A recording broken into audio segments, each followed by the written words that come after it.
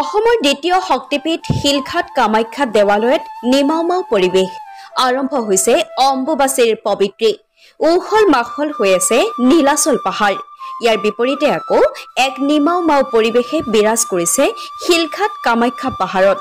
এতিয়া সম্পূৰ্ণভাৱে বন্ধ কৰি দিয়া হৈছে কামাখ্যা দেৱালয়ৰ দুৱাৰ শিলঘাট কামাখ্যাত যেহেতু বিগ্ৰহে আছে জনিপিত নাই হেহে শিলঘাট কামাখ্যা দেৱালয়লৈ ভক্তগণৰ খুত নবয় নীলাচল পাহাৰৰ মা কামাখ্যা দেৱালয়লৈ বিশ্বৰ ভিন্ন প্ৰান্তৰ লোকসকলে পূজা অৰ্চনাৰ বাবে ভিৰ কৰা পৰিলক্ষিত হয় আৰু অম্বুবাচীৰ উপলক্ষে বৃহৎ মেলাৰ আয়োজন কৰা হয় অৱশ্যে এইকেইটা দিন শিলঘাট কামাখ্যা দেৱালয়টো সম্পূৰ্ণ নিয়ম নীতি মানি মা কামাখ্যাৰ মূল দুৱাৰ সম্পূৰ্ণৰূপে বন্ধ কৰি দিয়া হয়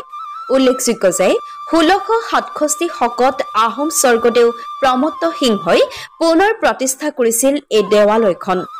অসমৰ দ্বিতীয় শক্তিপীঠ হিচাপে খ্যাত এই দেৱালয়খনিত প্ৰতিষ্ঠা কালৰে পৰা অৱশ্যে পূজা অৰ্চনা চলি আহিছে কলিয়াপুৰৰ পৰা অনুপম বৰা ৰিপৰ্ট আসাম লাইভ 7